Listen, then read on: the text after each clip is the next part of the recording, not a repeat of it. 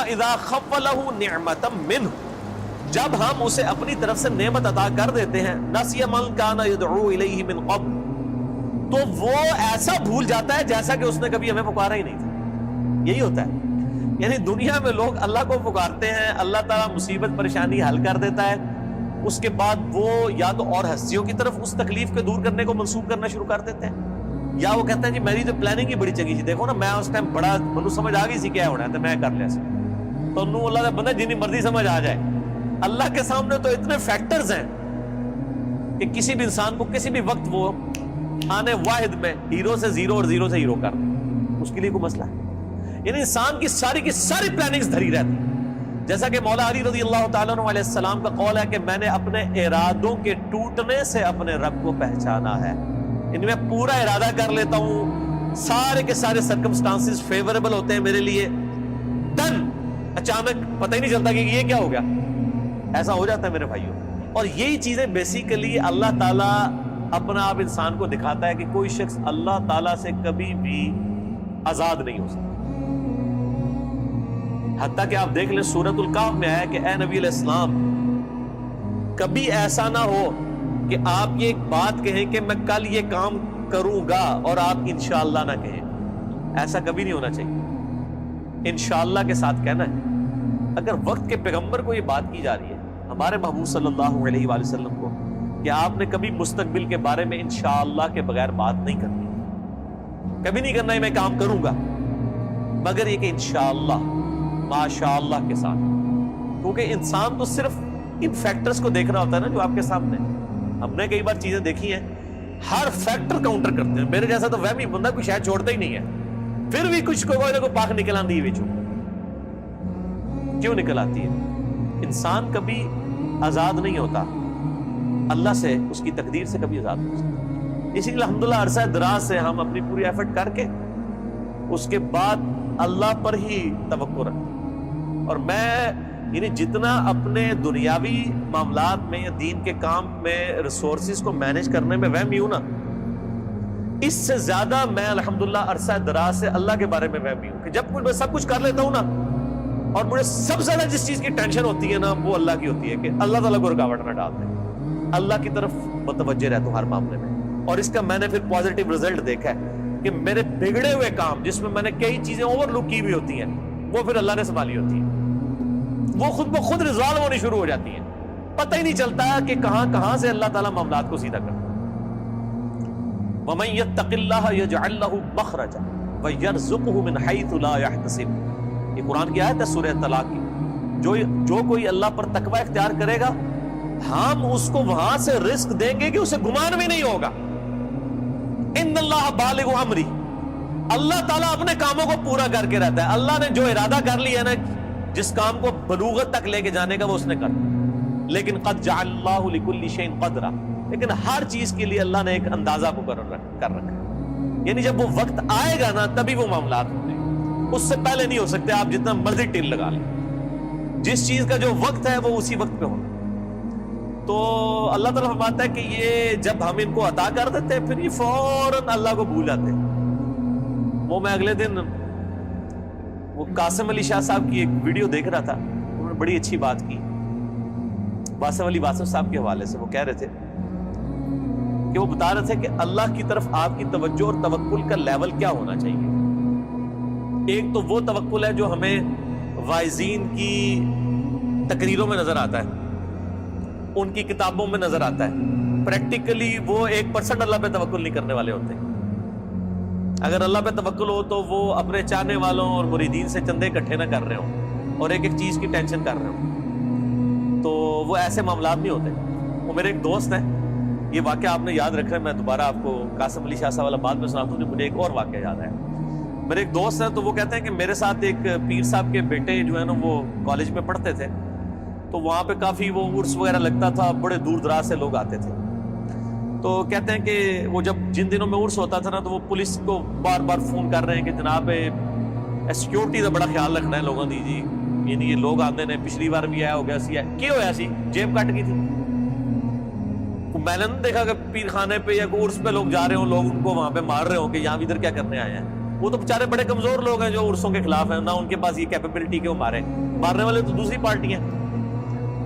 تو کہتا ہے میں نے اس کو کہا یار تم اتنی ٹینشن کیوں لیتے ہو، مطلب جو آ رہا ہے اس کو کہتا ہے جی اللہ جو بندے ہوئے جیبا کٹ جائیں گے سانو کہ دیں گے تھے آگے۔ یہ اس نے خود بول کے کہا،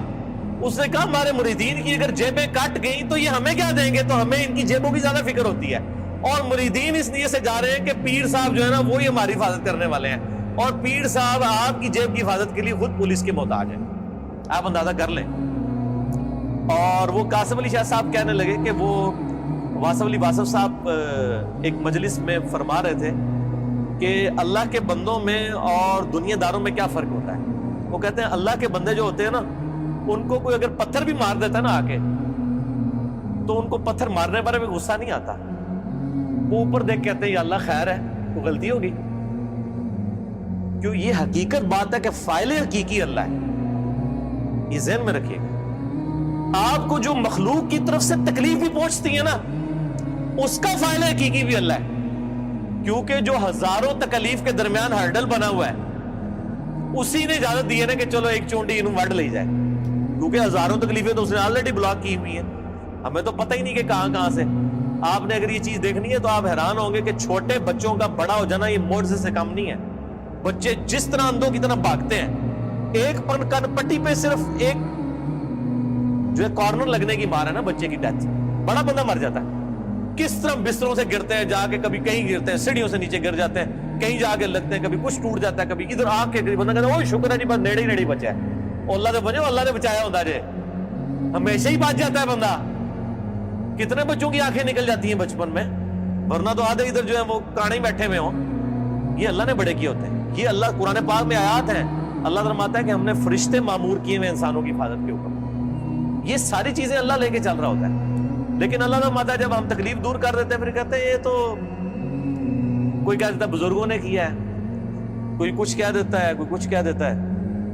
وہ ایک مجھے لطیفہ یاد آ گیا، وہ ایک بندہ جو ہے وہ سمندری طوفان میں پھنس جاتا ہے اور جب وہ ڈوبنے لگتا ہے تو کہتا ہے یا اللہ منو بچا لے، میں دیکھ دیا گا تیرے نا دی، ٹھیک ہے جی، تو اللہ تعالیٰ بچا لیتا ہے۔ تو وہ پھر کنارے آ کے کہتا ہے جی وہ تو پھر ظاہر ہے اس نے مکر ہی جانا ہوتا ہے، جو اللہ تعالیٰ فرماتا ہے کہ جب ہم ان کی تکلیف دور کرتے ہیں پھر یہ بھول جاتے ہیں ہمیں۔ تو کنارے پہ پہنچ کے کہتا ہے کیڑی دیکھ، کوئی دیکھ شیک نہیں ہو۔ تو وہ پھر ایک اور ہچکولا اس کو آتا ہے، تو پھر وہ سمندر میں کہتا ہے نہیں یا اللہ میں پوچھ رہا تھا مٹی کے لوڑی، ٹھیک ہے، کیڑی دیکھ تو مراد ہے مطلب نہیں، یہ اللہ نے تو نہیں دھوکہ دیتا جا سکتا، دنیا ہی دھوکہ دیتا جا سکتا ہے کہ میٹھی دیکھ یا نمکین۔ تو یہ وہی چیز ہے، اللہ تعالیٰ فرماتا ہے کہ یہ جب ہم ان کی تکلیف دور کرتے ہیں تو اس طرح بھول جاتے ہیں کہ جیسا کہ ہمیں کبھی پکارا ہی نہیں تھا۔ وَجَعَلَ لِلَّهِ أَنْدَادًا، اور اللہ کے مقابلے پہ اور ہستیاں کھڑی کر دیتے ہیں کہ یہ انہوں نے کیا ہے۔ بچہ اللہ نے دیا ہوتا ہے، کہتے ہیں نہیں وہ ان کی وجہ سے ہوا ہے، لِيُضِلَّ عَنْ سَبِيلِ، تاکہ بہکا دیں اللہ کی راہ سے۔ حقیقت بات ہے کہ یہ شیطان انسان کے دل میں یہ وسوسہ ڈالتا ہے کہ یہ فلاں کی وجہ سے ہوا ہے۔ آپ ہندوؤں کے پاس چلے جائیں وہ بھی یہی کلیم کرتے ہیں کہ جی ہم فلاں مندر میں گئے تھے تو ہمیں اولاد ہوگی، حالانکہ اللہ دے رہا ہوتا ہے۔